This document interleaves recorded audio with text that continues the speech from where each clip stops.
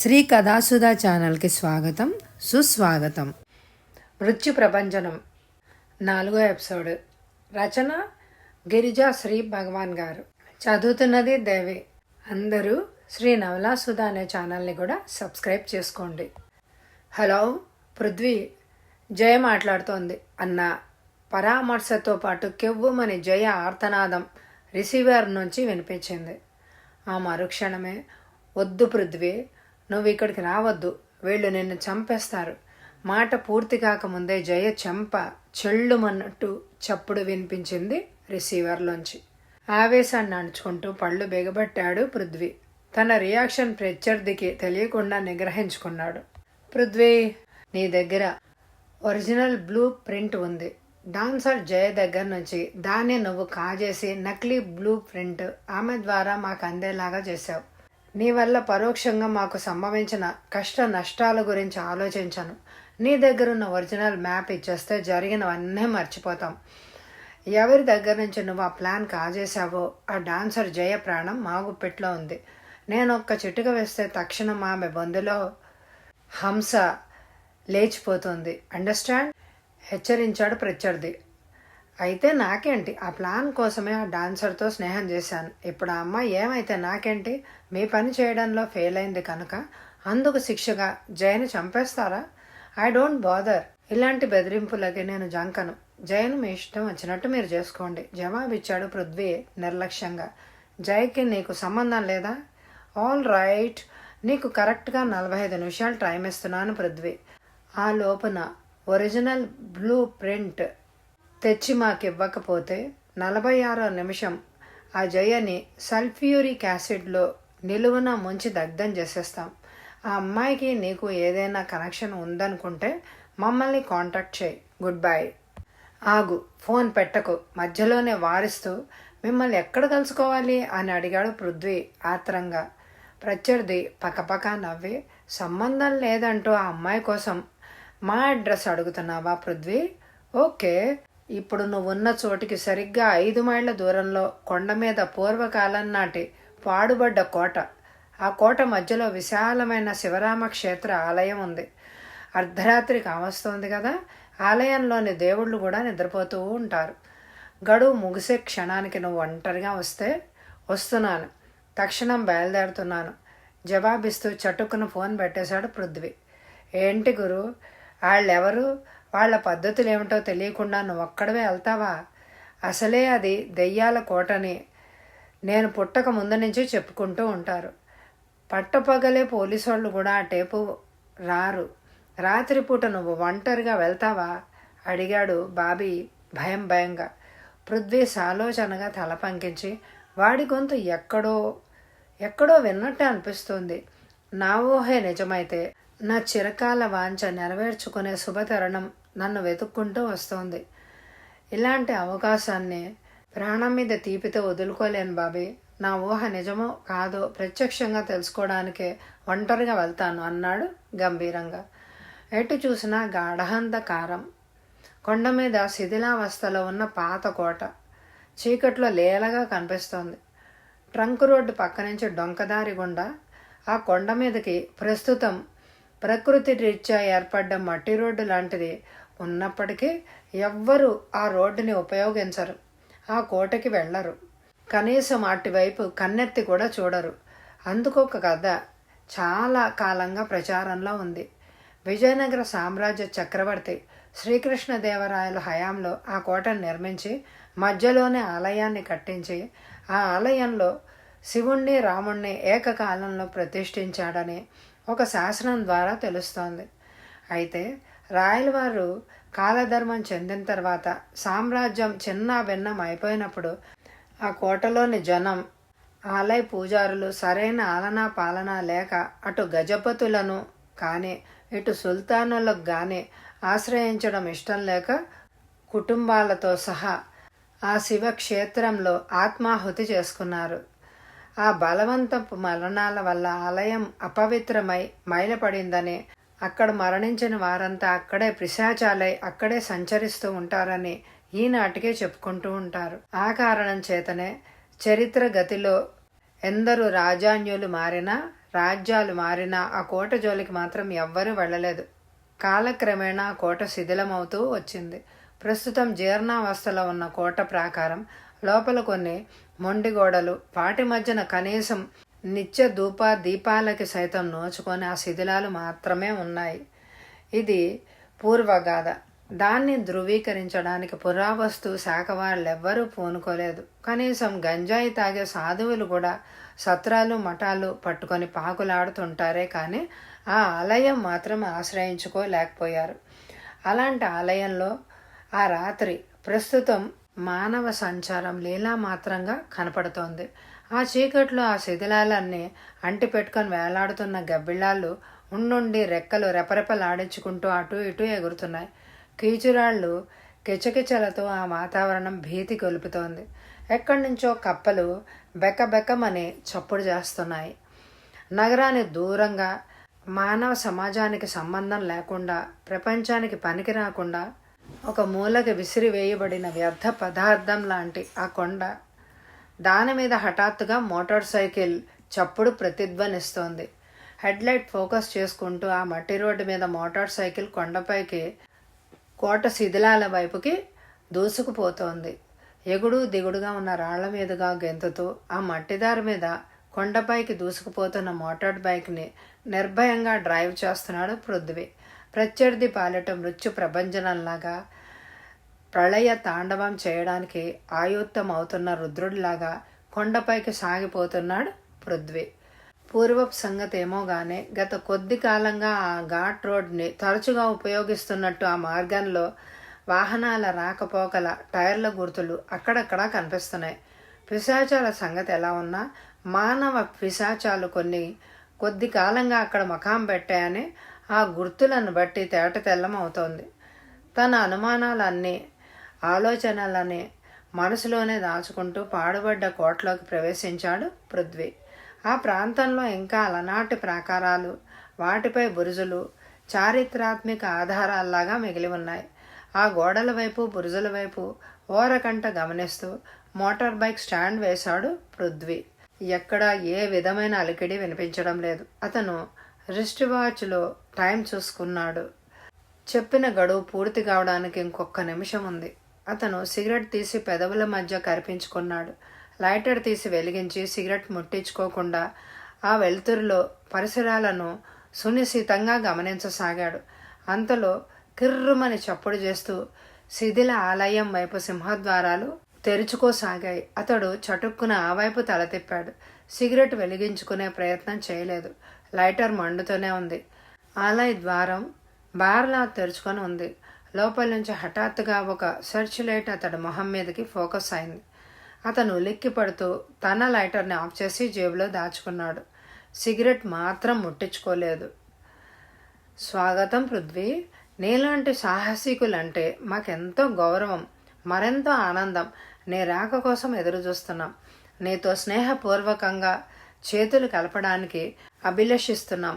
Welcome mister Rudra, hearty welcome అన్న ఆహ్వానం mini mic స్పీకర్లోంచి స్పష్టంగా, గంభీరంగా, మర్యాదపూర్వకంగా వినిపిస్తోంది. పృథ్వీ ఆలయం వైపు అడుగువేశాడు.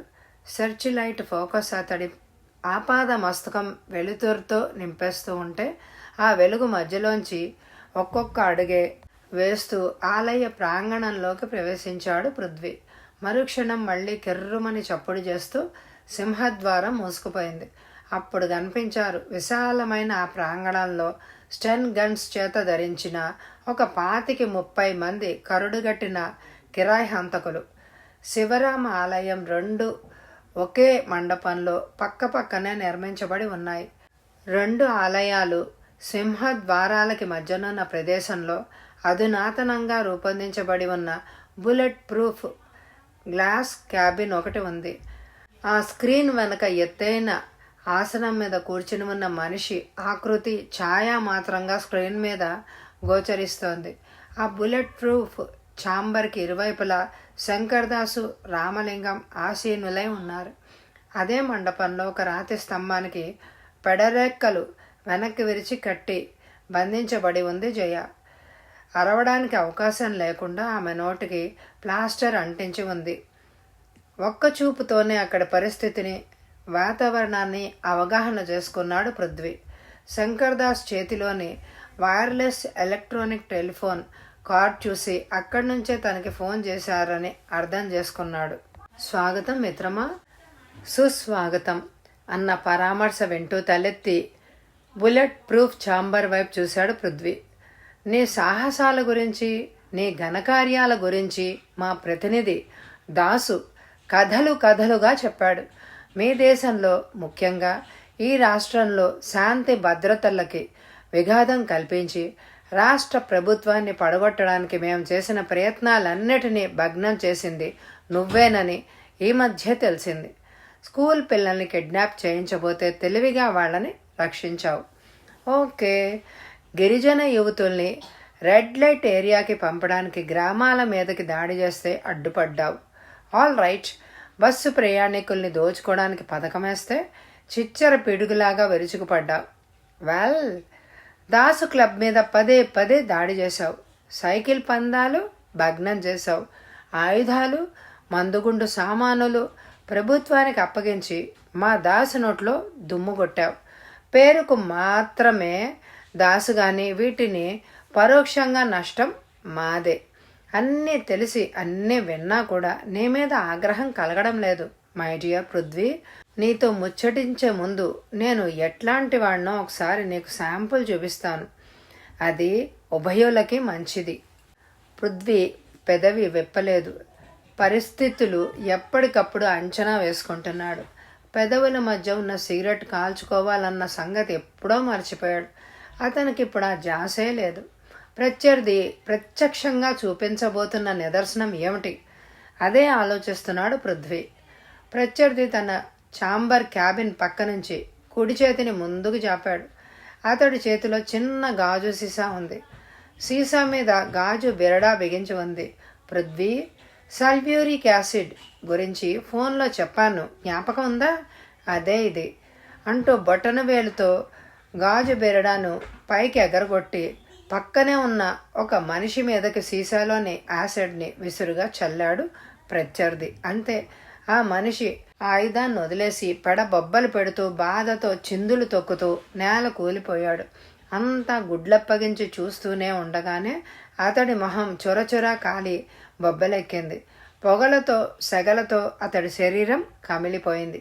అతను భయంకరంగా అరుస్తూ, గుండెలు బాదుకొని ఏడుస్తూ, బాధ భరించలేక గెలగెల తన్నుకుంటూ శరీరం పైన యాసిడ్ పడినంత మేర చర్మం కాలిపోయి మసైపోగా విలవిలా తన్నుకుంటూ అంతా గుడ్లప్పగించి చూస్తుండగానే ప్రాణాలు వదిలేశాడు. ఆ దుర్ఘటన కళ్ళారా చూసిన వాళ్ళందరికీ గుండె గుబేలుమంది. జయకి పై ప్రాణాలు పైనే పోయినట్టుగా అనిపించింది. దాసు రామలింగాళ్ళకి ఒళ్ళంతా దిగ చెమటలు పట్టాయి. ఏ భయం లేకుండా, ఏ భావాన్ని వ్యక్తం చేయకుండా నిర్వికారంగా నిలబడింది పృథ్వీ ఒక్కడే. బేష్, నీ గుండె ధైర్యానికి మెచ్చుకుంటున్నాను పృథ్వీ. అయినా ముందు జాగ్రత్త కోసం మళ్ళీ హెచ్చరిస్తున్నాను. ఇక్కడ ఉన్నంతసేపు నువ్వేదైనా తెలివి తక్కువ పనికి పూనుకున్నావంటే ఈసారి ఈ సల్ఫ్యూరిక్ యాసిడ్ జయని ఆపాద మస్తకం అభిషేకిస్తుంది. నీ కళ్ళ ముందే ఆమె నిలువున మసి అయిపోయి మాడిపోతుంది అన్నాడు ప్రత్యర్థి కటువుగా. వార్నింగ్స్తో టైం వేస్ట్ చేయడం నాకు ఇష్టం లేదు అన్నాడు పృథ్వీ ముక్తసరిగా. జవాబిస్తూనే అక్కడ స్థితిగతుల్ని కూడా అంచనా వేసుకుంటున్నాడు దాసు. రామలింగం కుక్కిన పేనుల్లాగా కిక్కురమనకుండా ఊరుకున్నారు అంటే ఆ అంగతుడి దృష్టిలో ఏ స్థానం ఉందో అతడికి పూర్తిగా అర్థమైంది. దాసు కేవలం తెర ముందు బొమ్మ. ఉత్తుత్తి కబుర్లతో టైం వేస్ట్ చేయడం నాకు ఇష్టం ఉండదు పృథ్వీ. ఈ శంకర్ దాసుని నమ్ముకుని మేం చాలా నష్టపోయాం. నీలాంటి సాహసి ఒకడు మాతో ఉంటే ఈ రాష్ట్రాన్ని ఏమిటి, ఈ ప్రపంచాన్నే పాదక్రాంతం చేసుకోగలం. అందుకు అవసరమైన సాధన సంపత్తులన్నీ మా దగ్గరున్నాయి. ఇంతకాలం నువ్వు అనామకుడిలాగా, కొరకరాని వాడిలాగా జీవితాన్ని వ్యర్థం చేసుకున్నావు.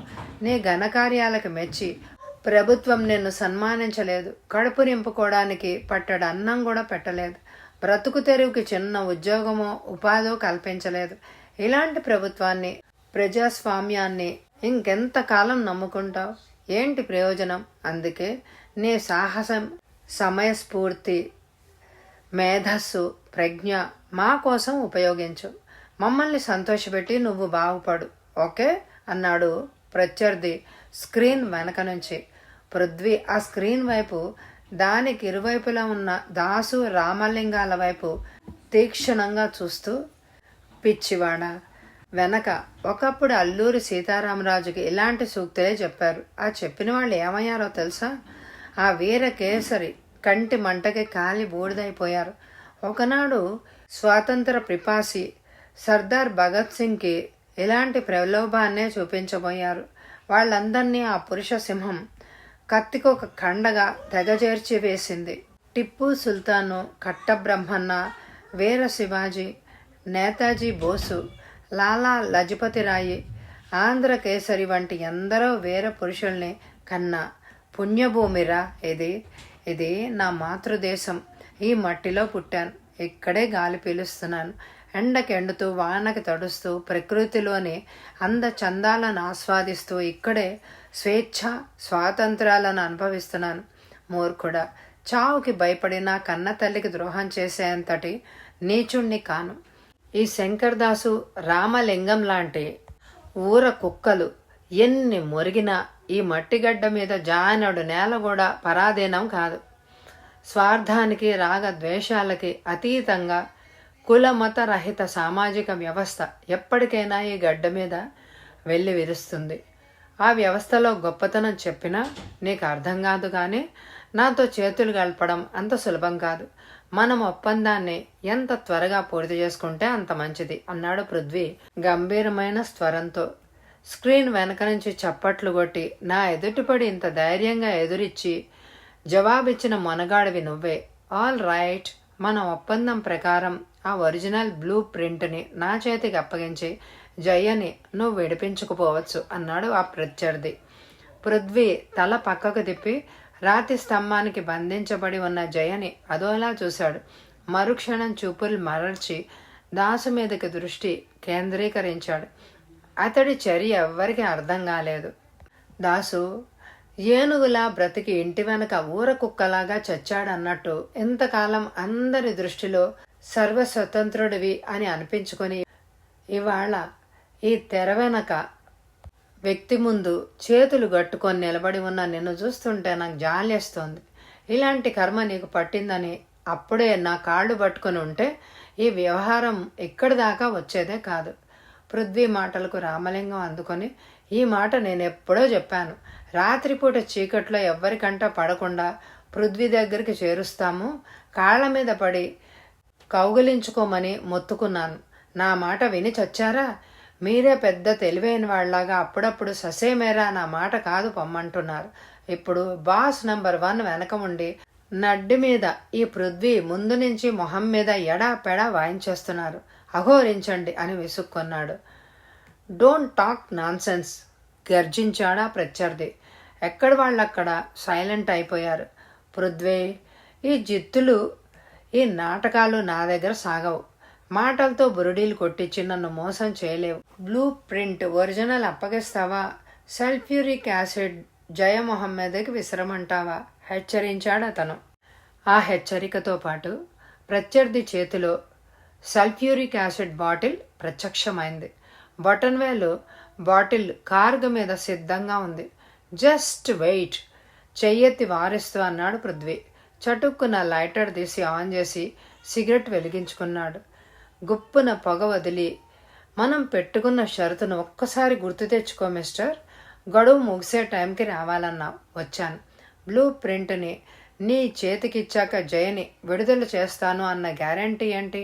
ఇంతమంది మార్బలాన్ని, మారణాయుధాల్ని చుట్టూ ఉంచుకొని కూడా నా మీద నీకు నమ్మకం లేనప్పుడు ఒంటరిగా వచ్చిన నేను నిన్నెందుకు నమ్మాలి? నాకు ఇలాంటి తెరచాటు బాగోతాలు అస్సలు గిట్టవు. నీకు ధైర్యం ఉంటే, కలేజా ఉంటే ముందు జయని విడుదల చేయించు. ఆ తర్వాత మిగతా వ్యవహారాలను చర్చించుకుందాం. అఫ్కోర్స్ నీకు ధైర్యం ఉంటేనే అన్నాడు పృథ్వీ నవ్వి.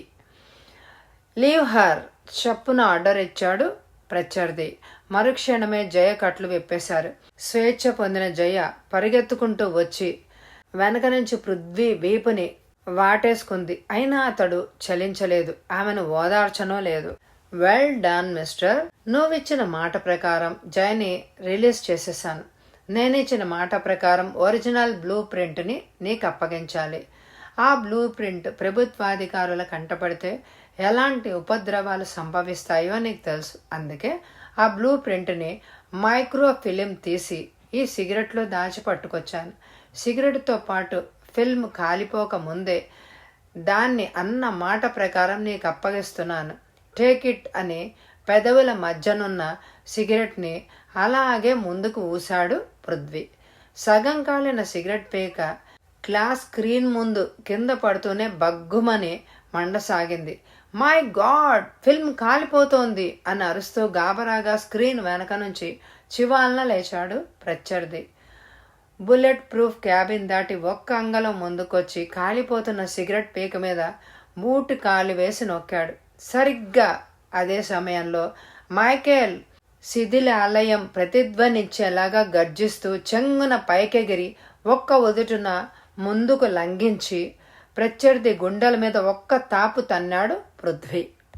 ఆ తాపుకు వెల్లికిలా వెనక్కి విరుచుకుపడ్డాడు ప్రత్యర్థి. ఆ హఠాత్ సంఘటనకి 50 మంది నివ్వెరపోయారు. అంతవరకు తెరచాటును ఉన్న మైకేల్ తన పేరు పృథ్వీకి ఎలా తెలిసిందో అర్థంగాక విస్తుపోయాడు. వెతుకుతున్నాను మైకేల్, 15 ఏళ్లుగా మీకోసం గాలిస్తున్నాను. ఎప్పుడో ఒకప్పుడు ఎక్కడో ఒక చోట మీలో ఒకడు నా కంట పడక తప్పదని ఆ ఒక్కడి నోటంట నిజాన్ని కక్కించి మిగతా ముగ్గురి ఆచూకీ తెలుసుకోగలనని నా నమ్మకం. అందుకే చీమల పుట్టలో పొగ పెట్టాను మైకేల్. ఆ కలుగుల్లో నుంచి గండు చీమలు వచ్చాయి. వాటిని అనుసరించి 2 కొండ ఎలకలు బోన్లో పడ్డాయి. నేను పెట్టిన పొగకి ఉక్కిరి బిక్కిరై ఊపిరాడక ఆఖరికి విష సర్పానివైన నువ్వే పుట్టలోంచి బయటకొచ్చావు. నా ఊహ, నా ఆలోచన, నా అనుమానం నేటికి యథార్థమైంది మైకేల్. ఒకసారి నా కంట పడ్డాక నిన్ను, నీ సహచరులను ఆ దేవుడు కూడా కాపాడలేడు. It's my challenge. పృథ్వీ మాటలు పూర్తవుతుండగా మైకేల్ తేరుకొని బుల్లెట్ లాగా చెంగున పైకెగిరి తల వంచి ఎనుబోతులాగా విసురుగా బలంగా పృథ్వీ పొట్టలో ఒక్కసారిగా కుమ్మాడు. ఆ దెబ్బకి పొత్తి కడుపులోని నరాలు చెట్లినంత బాధతో గెలగెల్లాడుతూ వెనక్కి విరుచుకుపడ్డాడు పృథ్వీ. అంతే, మెరుపు మెరిసినట్టు వెనుతిరిగాడు Michael. Kill him, kill him భీకర స్వరంతో ఆజ్ఞాపిస్తూ వేగంగా ముందుకు పరిగెత్తాడు మైకేల్. మైకేల్, నా బొందిలో ఊపిరుండగా నిన్ను ప్రాణాలతో వదలను గర్జిస్తూ చివాలన లేచి జై చేయి పట్టుకుని అతన్ని వెంబడించాడు పృథ్వీ. కిరాయిముఖ పృథ్వీ మీదకి దండెత్తింది. ప్రళయ కాల రుద్రుడిలాగా విజృంభించాడు పృథ్వీ. చెవులు చిల్లులు పడేలాగా దడదడమంటూ చరచర పరంపరగా దూసుకొస్తున్న బుల్లెట్ల బారి నుంచి మెరుపు వేగంతో తప్పుకుంటూ రివ్వున గాలిలోకి డైవ్ చేశాడు పృథ్వీ. పిడుగుపాటుగా 2 మెడల మీద పడేలుమని తన్ని అక్కడి నుంచి రివర్స్లో వెనక్కి జంప్ చేస్తూ మరో 2 గుండెలను అదరగొట్టాడు పృథ్వీ. 4 హాహాకారాలు చేస్తూ నేల కూలారు. మృగరాజులాగా సింహ గర్జన చేస్తూ పంజా విసిరినట్టు చెయ్యి విసిరి ఒకణ్ణి ఒడిసి పట్టి పైకెత్తాడు పృథ్వీ. తన మీద ఉరకబోయిన మరొకణ్ణి కాలు విరగొట్టి డొక్కలో ఒక్క తాపు తన్ని చేతుల మీద పైకెత్తి వాణ్ణి గిరగిరా తిప్పి మరొక 4 మీదకి విసిరేశాడు. అదే క్షణంలో ఇంకో 2 మీదకి లంఘించి 2 మెడలను ఒడిసిపట్టి 2 తలలను ఎదురు బొదురుగా ఢీకొట్టి పిడికిళ్లతో 2 దుండగల మీదకి ఒకేసారి పడేయమని గుద్దాడు పృథ్వీ. 2 హాహాకారాలు చేస్తూ బంతుల్లా చెరువు వైపుకి ఎగిరిపోయారు. చెంగున ముందుకు గెంతాడు పృథ్వీ. జయ చెయ్యి పట్టుకొని రేసు గుర్రంలాగా పరుగుదేస్తున్నాడు. అప్పటికి తేరుకున్నాడు దాసు.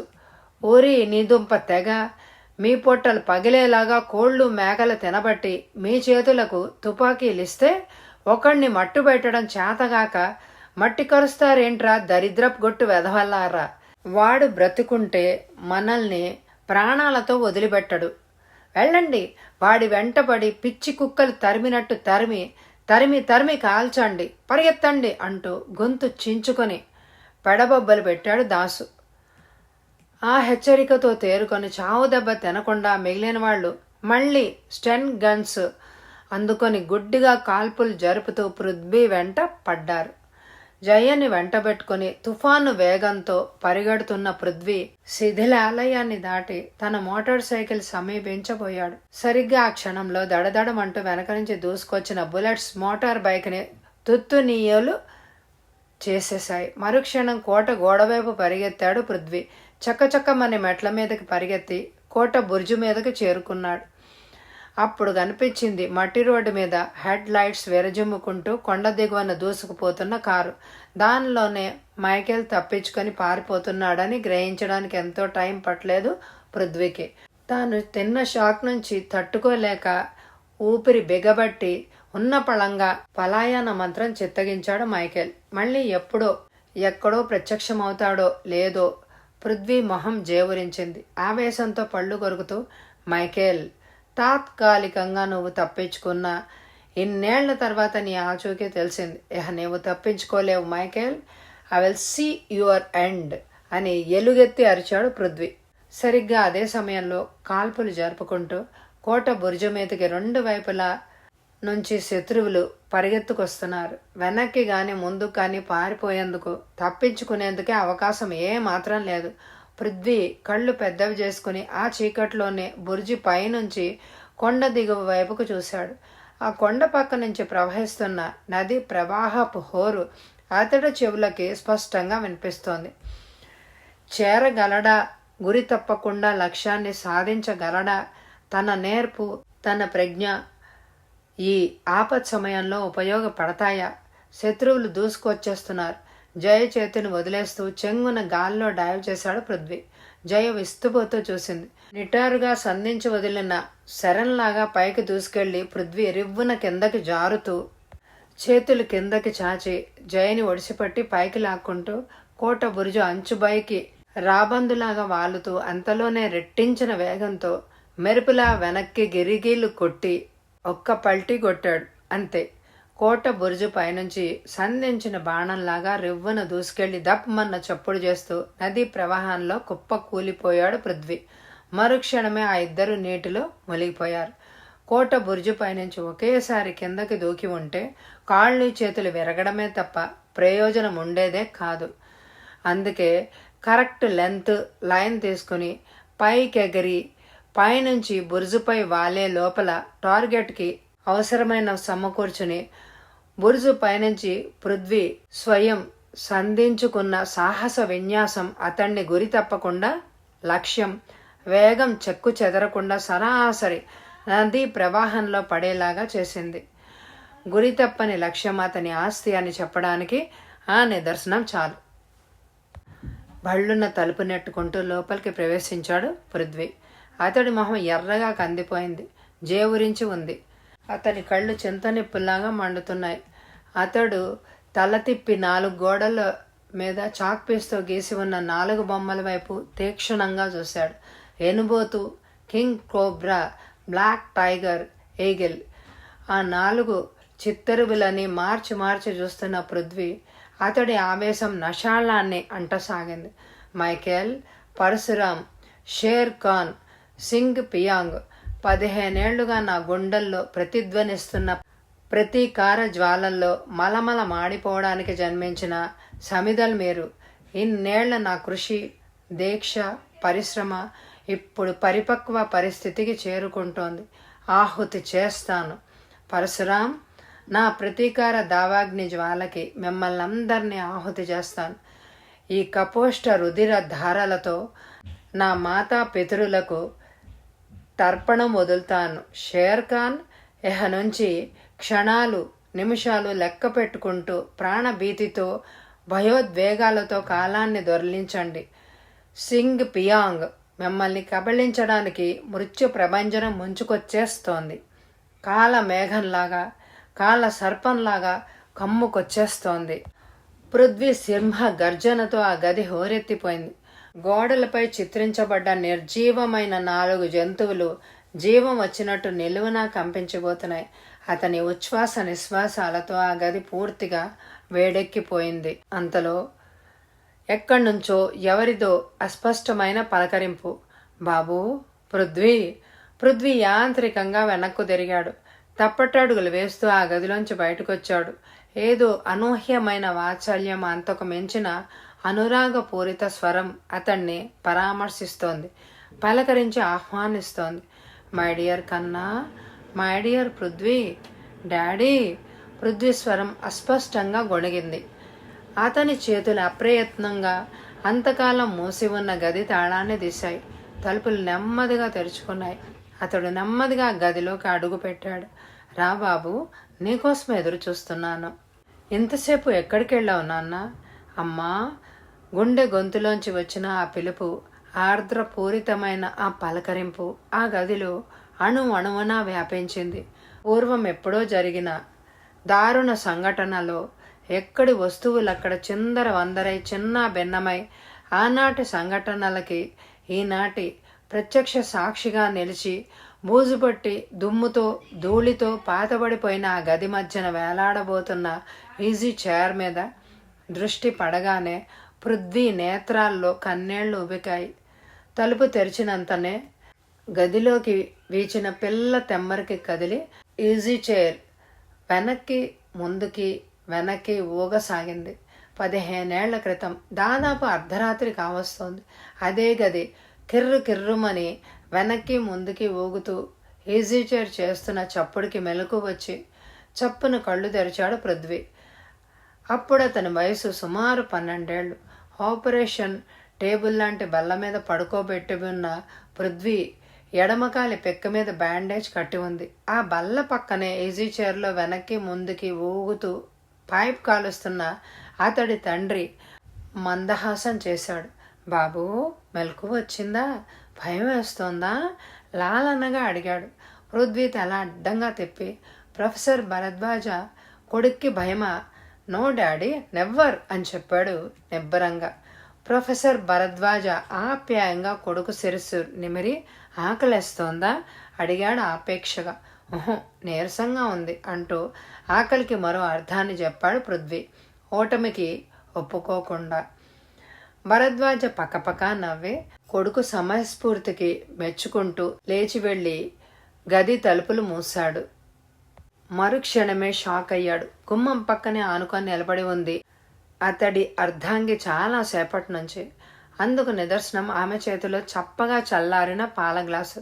శ్యాము అంటూ భరద్వాజ, అమ్మా అంటూ పృథ్వీ ఒకేసారి పలకరించారు. శ్యామల ఉలిక్కిపడి తేరుకుంది. మరో పాల గ్లాసుతో అప్పుడే అక్కడికొచ్చిన 16 ఏళ్ల తరుణి చిరునవ్వుతో తండ్రిని పరామర్శించి, ఇలా వేడి పాలు తీసుకురావడం ఇది 6సారి డాడీ. మీరెప్పుడు తలుపు తీస్తారా, తమ్ముడికి ఆహారం ఎప్పుడు ఇవ్వమంటారా అన్న ఆరాటంతో మీరు ఈ గది మూసినప్పటి నుంచి అమ్మ ఇక్కడే నిలువు కాళ్ల మీద నిలబడి ఉంది అని చెప్తూ తల్లి చేతిలోని చల్లారిన పాల గ్లాసు తీసుకుని తాను తెచ్చిన వేడి పాల గ్లాసు ఆమె చేతిలో పెట్టింది Taruni. Sorry Shyamu, sorry my daughter అంటూ భార్యకు కూతురికి క్షమార్పణలు చెప్పుకున్నాడు భరద్వాజ. సాలోచనగా తల పంగించి, కొన్ని సమయాల్లో ఏకాగ్రత నిష్ఠ అవసరం. చిత్తశుద్ధి లేనిదే ఏ కృషి ప్రయత్నం విజయవంతం కానేరదు. అందుకే మీ తల్లి కూతుళ్ళని కొద్దిసేపు క్షోభ పెట్టాను. Really sorry. పృథ్వీకి ఆకలేస్తోంది, ఆహారం ఇవ్వండి, ఈ పూటకి పాలు మాత్రం చాలు అని చెప్పాడు భరద్వాజ అనునయంగా. తల్లి కూతుళ్ళిద్దరూ ఒక్కసారిగా గదిలోకి జొరబడ్డారు. శ్యామల బల్ల మీద పడుకొని ఉన్న కొడుకుని లేవదీసి అలాగే హృదయంలో పొదువుకొని, ఆకలేస్తుందా కన్నా, నువ్వు ఆవురావురు అంటుంటావని వేడి పాలు తీసుకొచ్చాను, కాస్త తాగు నాన్న అంటూ కొడుక్కి పాలు పట్టసాగింది శ్యామల. నాన్నగారు, తమ్ముడి కాలు మీద బ్యాండేజ్ వేశారేంటి, ఏం చేశారు అని అడిగింది తరుణి విస్మయంగా. ఉలిక్కి పడ్డాడు ప్రొఫెసర్ భరద్వాజ.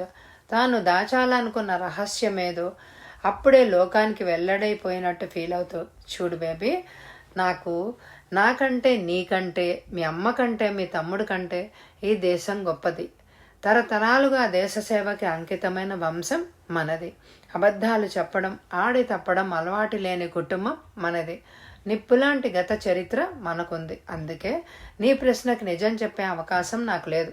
అబద్ధం చెప్పి ఏమార్చడం నాకు ఇష్టం లేదు. నీ తమ్ముడి కాలు మీద ఏర్పడ్డ గాయం చాలా తొందరగా మాయమైపోతుంది. He will be all right, okay అన్నాడు స్పష్టంగా. అప్పుడే యవ్వన ప్రాయంలోకి అడుగు పెడుతున్న తరుణి మనసు చివుక్కుమంది. కొడుక్కి పాలు తాగిస్తున్న శ్యామల వదనం చిన్నబోయింది. అయితే వాళ్ళు ఎదురు చూడని విధంగా అదే ప్రశ్న వేశాడు పృథ్వీ తండ్రిని. నాకు మత్తు ఇంజెక్షన్ ఇచ్చాక నా కాలికి ఏం చేశావు డాడీ? భరద్వాజ కంగు తిన్నాడు. అంతలోనే తేరుకుని, మై డియర్ సన్, మీ నాన్న ఎప్పుడు ఏం చేసినా ముందు చూపుతోనే ఆలోచించే చేస్తాడు. నీ కాలికి చిన్న ఆపరేషన్ చేశాను. అది నేనెంతకాలం పడ్డ శ్రమకి, నా కృషికి, నేను సాధించిన విజయానికి గుర్తుగా నా కన్న బిడ్డవైన నీ కాలి మీద ఒక చిన్న కత్తిగాటు పెట్టాను. గాయం త్వరలోనే మాయమైపోతుంది నాన్న. కానీ ఆ మచ్చ నీ కాలి మీద కనిపిస్తున్నంతకాలం నా లక్ష్యం, నా ధ్యేయం నీకు అనుక్షణం గుర్తొస్తూనే ఉంటుంది.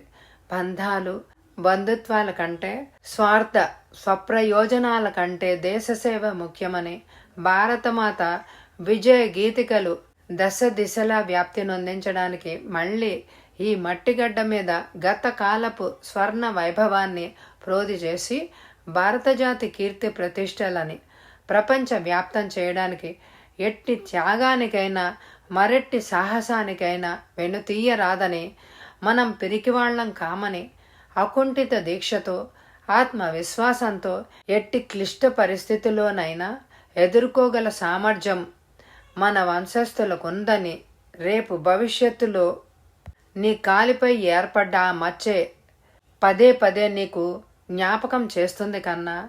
ఏది మనము ఎప్పుడు పాడుకునే పాట ఒక్కసారి పాడి వినిపించు అన్నాడు భరద్వాజ ఉద్విగ్న స్వరంతో. శ్యామల, తరణి అవాక్కైపోయారు. అదేమీ పట్టనట్లు ఒక్కసారి గొంతు సవరించుకున్నాడు పృథ్వీ. సారే జహా సే అచ్చా హిందూ సితా హమారా హమారా అంటూ పృథ్వీతో పాటు మిగతా ముగ్గురు గొంతులు కలిసి రాగతాళయుక్తంగా ఆ జాతీయ గీతాన్ని ఆలపించసాగారు. అది పాడుతున్న కొద్దీ వాళ్ల హృదయాలు అనూహ్యమైన భక్తి ప్రపత్తులతో పులకరించి పరవశించిపోసాగాయి. హఠాత్తుగా పిడుగు రాలి పడ్డట్టు డామ్ అన్న చప్పుడు ప్రతిధ్వనించింది. తక్షణం తన్మయత్వంలో పాడుకుంటున్న దేశభక్తి గీతం అర్ధంతరంగా ఆగిపోయింది. అంతలోనే దడదడమని కాల్పులు జరుపుతున్న చప్పుళ్లు ప్రతిధ్వనించాయి. 4-5తో పాటు మొహాలు చూసుకుంటూ అంతలో బయట హాల్లోంచి ఆ గదిలోకి వచ్చేసి తలుపులు బళ్ళున తెరుచుకున్నాయి. చంపేస్తారు, పారిపోండి బాబు అరుస్తూ భయంగా లోపలికి పరిగెత్తుకొచ్చాడు ఒక వృద్ధుడు. ఆ వృద్ధుడు పూర్తిగా గదిలోకి ప్రవేశించకముందే వెనక నుంచి దడదడమంటూ కాల్పులు జరిగాయి. వృద్ధుడి వీపు తూట్లు పడిపోయింది. రక్తం వెల్లువగా పొంగి పొరలసాగింది. సీతయ్య ఆక్రోశించాడు భరద్వాజ బాధతో. ఆ వృద్ధుడు సీతయ్య అతి కష్టం మీద ఒక్కొక్క అడుగే వేసుకుంటూ వచ్చి ముందుకి తూలుతూ బల్ల మీద పడిపోయాడు. అలా పడుతున్నప్పుడు నిర్జీవం అవుతున్న అతడి చేతులు అప్రయత్నంగా బల్ల మీద ఉన్న పృథ్వీని కిందకి నెట్టేశాయి. సరిగ్గా అప్పుడే నెమ్మదిగా బూట్ల చప్పుడు చేసుకుంటూ మిషన్ గన్ చేత ధరించి 4 దృఢ కాయులా గదిలోకి అడుగుపెట్టారు. వాళ్ళని చూస్తూనే విస్తుపోయాడు భరద్వాజ. పరశురాం, మైకేల్, షేర్ ఖాన్, సింగ్ పియాంగ్ అన్నాడు భరద్వాజ ఆశ్చర్యంగా. ఆ పేర్లు వింటూ ఆ మనుషుల్ని తేరిపారా చూశాడు బల్ల కింద పడున్న పృథ్వీ. మనుషుల్ని ఇంకా గుర్తుంచుకున్నావు ప్రొఫెసర్? వెల్ అంటూ పరశురాం హేళనగా నవ్వి, ప్రభుత్వం నీ సెక్యూరిటీ కోసం ఏర్పాటు చేసిన 4 గార్డులు శవాలు వీధి గుమ్మంలో రక్తపు మడుగుల్లో తేలుతున్నాయి. నిన్ను హెచ్చరించడానికి పరిగెత్తుకొచ్చిన నౌకర్ నీ కళ్ళ ముందే కైలాసానికి ఎగిరిపోయాడు. మన పూర్వ పరిచయం, అప్పటి మన స్నేహాన్ని బట్టి మా ప్రవృత్తి ఎలాంటిదో నీకు బాగా తెలుసు. మధ్యకాలంలో మతిమరుపు వచ్చిందేమోనన్న అనుమానంతో మా పద్ధతి ఎలాంటిదో ప్రత్యక్షంగా శాంపుల్ చూపించాం. మాకు దయా దాక్షిణ్యాలు లేవని ఈ రక్తపు మడుగులు మృత కళేబరాలు ప్రత్యక్షంగా నిరూపిస్తున్నాయి కదూ అన్నాడు హేళనగా. ఎవరు మీరు? మా ఇంట్లోకి ఎందుకు వచ్చారు? తేరుకుంటూ హీర్ణ స్వరంతో ప్రశ్నించింది శ్యామల. పరశురాం మందహాసం చేసి, సూటిగా వ్యవహారంలోకి వచ్చారు అంటే నాకెంతో ఆనందం మేడం. 3 ముక్కల్లో అసలు విషయాన్ని చెప్పేస్తాను. 5 ఏళ్ల క్రితం నీ భర్త నేను సైన్యంలో పనిచేశాం. భూగర్భానికి సర్వే చేసి ఎక్కడెక్కడ సైనిక స్థావరాలను నిర్మించవచ్చునో నిర్ధారణ చేసే భూగర్భ శాస్త్రజ్ఞుడు ప్రొఫెసర్ భరద్వాజ. తుపాకీ పట్టకపోయినా సైన్యంలో ఇతన్ని మేజర్ అన్నారు. అదే సైన్యంలో టెలికమ్యూనికేషన్ విభాగానికి చెందిన ఇంజనీర్ని నేను. దేశంలో ఉన్న వివిధ మిలిటరీ కంపెనీస్కి తరలి వెళ్ళి అక్కడ సైనిక అవసరాలని మెరుగుపరచడం మా ఉద్యోగం. అలా దేశంలోని అన్ని ప్రాంతాలను సర్వే చేస్తున్నప్పుడు ఎక్కడో ఒక చోట భూగర్భంలో అపారమైన నిధి నిక్షేపాలు ఉన్నట్టు కనిపెట్టాడు నీ భర్త. అతడి డైరీలో వ్రాసుకున్న దాన్ని బట్టి ఆ విషయం నిర్ధారించుకున్నాం. అప్పటికే నాకు ఈ 3 విదేశీ మిత్రులతో సన్నిహిత సంబంధాలు ఉన్నాయి. అది కనిపెట్టిన నీ భర్త ఒక రాత్రి ఉన్నతాధికారులతో బలపన్ని రెడ్ హ్యాండెడ్గా మమ్మల్ని పట్టుకున్నాడు. మేము ప్రాణాలకు తెగించి మిమ్మల్ని చుట్టుముట్టిన వాళ్ళందరినీ హతమార్చి తప్పించుకొని పారిపోయాం అని చెప్పాడు. మైకేల్ అందుకొని, నీ హస్బెండ్ ఒక్కడిని కావాలని అప్పుడు వదిలిపెట్టాం. ఎందుకంటే గొప్ప నిధి రహస్యం ఇతడు కనిపెట్టాడు కాబట్టి. ఈ 5 ఏళ్లుగా ప్రొఫెసర్ మీద ఒక కన్ను వేసుంచాం. ఇతడి భూగర్భ సర్వే నిన్నటికి పూర్తయిందని, ఆ నిధి కరెక్ట్గా ఏ ప్రాంతంలో ఎంత లోతున ఏ రూపంలో ఉందో తెలిపే మ్యాప్ నిన్న రాత్రికి తయారైందని ప్రొఫెసర్ ఈ ఇంటి ఫోన్ నుంచి ఢిల్లీలో ఉన్న ఉన్నతాధికారులతో చెప్తుండగా ఫోన్ కాల్ ట్యాప్ చేసి తెలుసుకున్నాం అని అన్నాడు. వచ్చే ఎపిసోడ్లో ఆ నిధికి సంబంధించిన మ్యాప్ని ఆ భరద్వాజ ఎక్కడ దాస్తాడు, ఆ విషయం ఆ కొడుకైన పృథ్వీకి ఎలా చెప్తాడు, ఇవన్నీ తెలియాలంటే ఈ ఎపిసోడ్ని తప్పకుండా లైక్ చేయండి. వచ్చే ఎపిసోడ్ కోసం ఎదురు చూడండి. శ్రీ నవలా సుధా అనే ఛానల్ని కూడా సబ్స్క్రైబ్ చేసుకోండి. Thank you very much my dear friends.